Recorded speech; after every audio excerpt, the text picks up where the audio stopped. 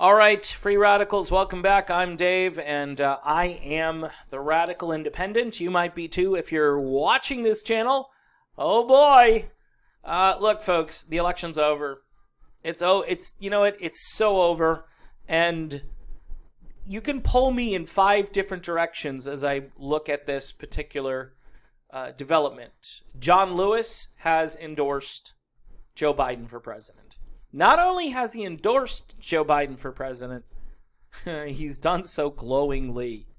He's a man of courage, a man with a great conscience, a man of faith. He will be a great president. He will lead our country to a better place. John Lewis.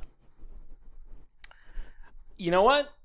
This is, I think, one of the first times in the country's history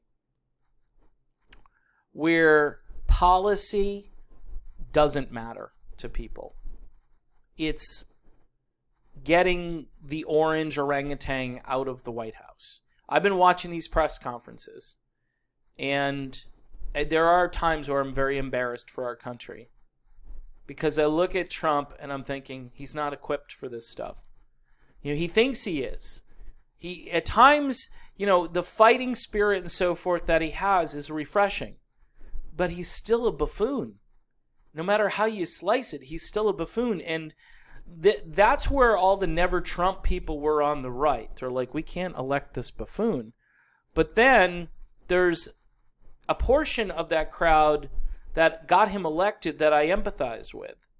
Well, he's going to be fighting for me. He fights. He does. He does. He says things that no other politician would ever say. And it's fun to watch at times. It is. I will admit it's fun to watch. But it's also embarrassing because I think he's like a few syntax errors away from basically saying that America has, 48 states still or something. I know that's an easy thing to mess up because I've heard people on the campaign trail say 57 states and so forth. I've heard monumental screw-ups, but with Trump, you're always thinking, man, he's going to step in it and say something completely ridiculous. And he has, and he's gotten called out on stuff, but he just doesn't care. He just continues. He pretends it didn't happen. John Lewis endorses Joe Biden. James Clyburn endorsed Joe Biden. James Clyburn and John Lewis.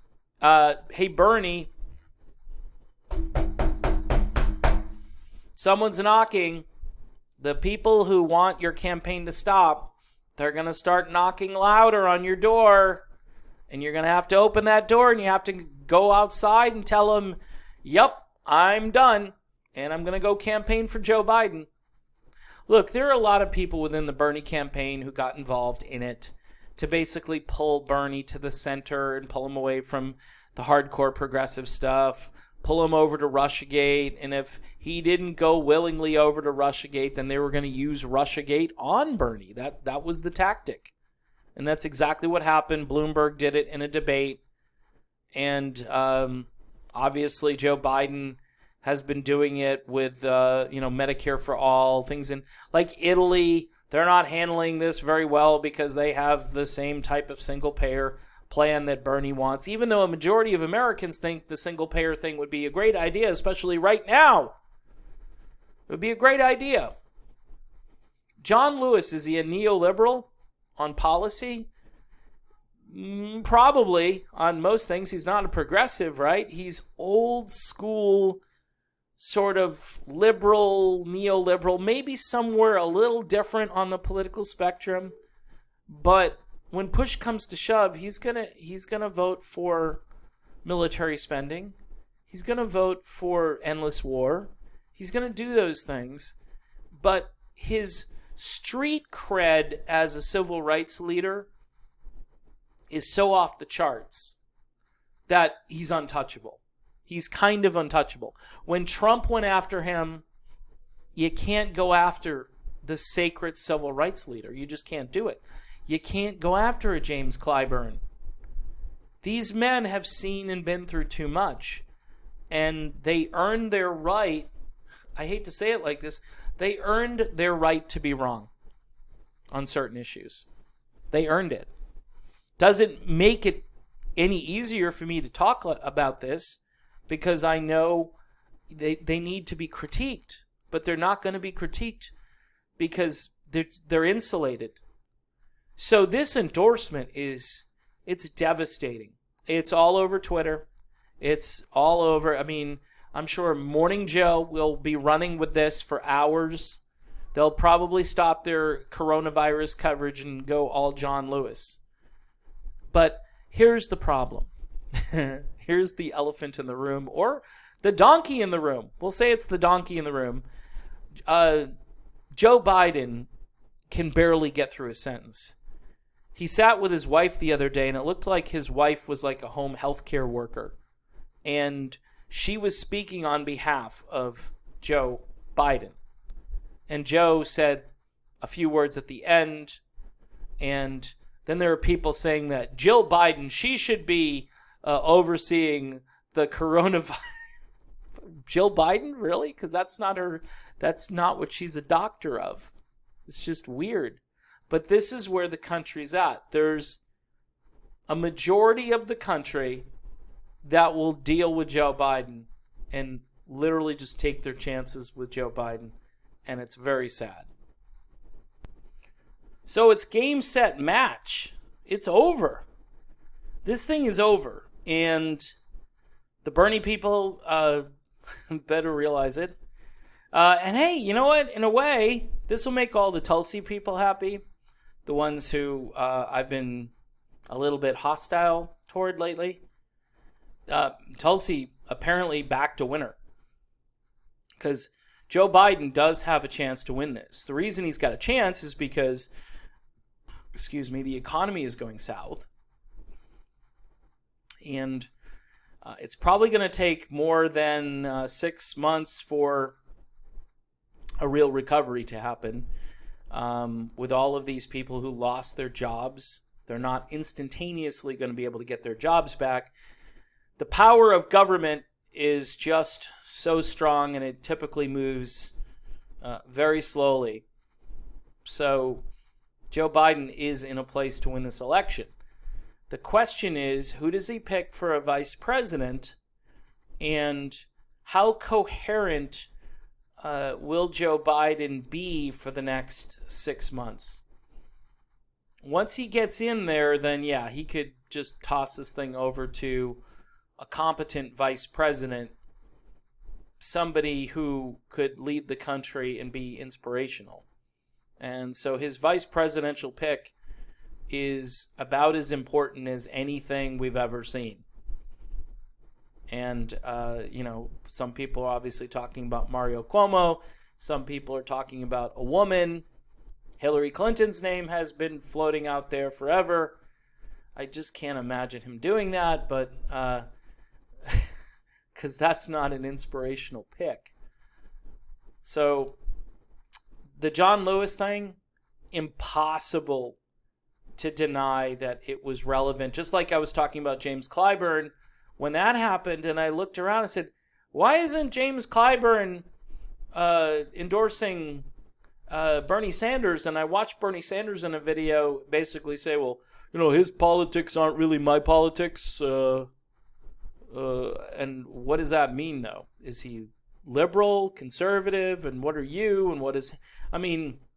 draw us a line. Find where you guys are divided. Describe it so we can understand. This is old school African American civil rights politics, and this guy endorses Joe Biden, and he does it glowingly. So again, not much else you can say. It just, this whole thing, why even bother to have primaries, and why even try to push people in a different direction when it comes to issues, when basically both of these political parties, you push at them and then they immediately kind of contract and fold back into what they were. It doesn't make sense to me anymore. And I've been saying we need third way. Not third way politics, but a third way to get to the presidency through a third party. And there are a number of vehicles out there. There are two parties that I think could have an impact, the Green Party and the Libertarian Party. But I see the entire country just coalescing around these two men. A huge majority of voters. I would personally think there's a huge opportunity based on their policies that they offer, which aren't really that different. There's a huge opportunity for an issue-oriented party to go out there and talk to the working class voters. Talk to the forgotten men and women of the country. It's not happening. Joe Biden's not going to do it. Donald Trump's not going to do it. The Green Party is capable of doing it. The Libertarian Party is to some extent. But when it comes to workers and workers' rights and better wages and so forth, the Green Party is it. And I don't even know if the Green Party is inspired enough right now. They need an inspirational figure to move their message forward. I think it's still possible. I know Jesse Ventura just got back from Mexico. So the page expired on me here. That's funny. They don't want me looking at John Lewis anymore. There's Jim Clyburn. He's the other guy that set this into motion.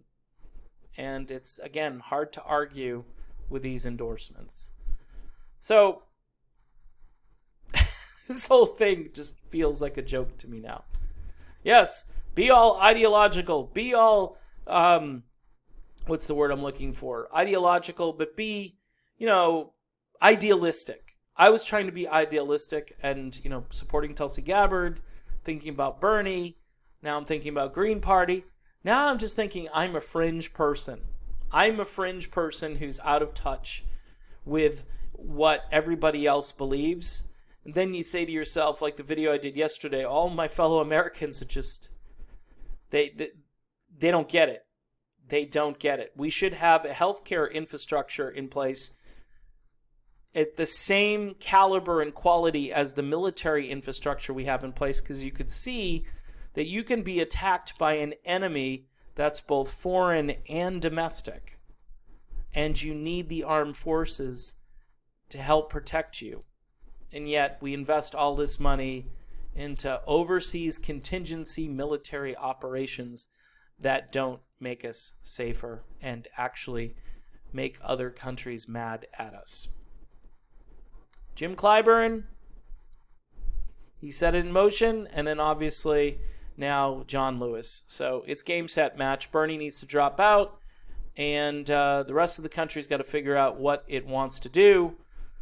Trump may get reelected, but honestly, in this economy, the guy who can barely get through a sentence, he might get elected president of the United States. And then what? And then what? Just what a disaster this all is. All right. See you soon.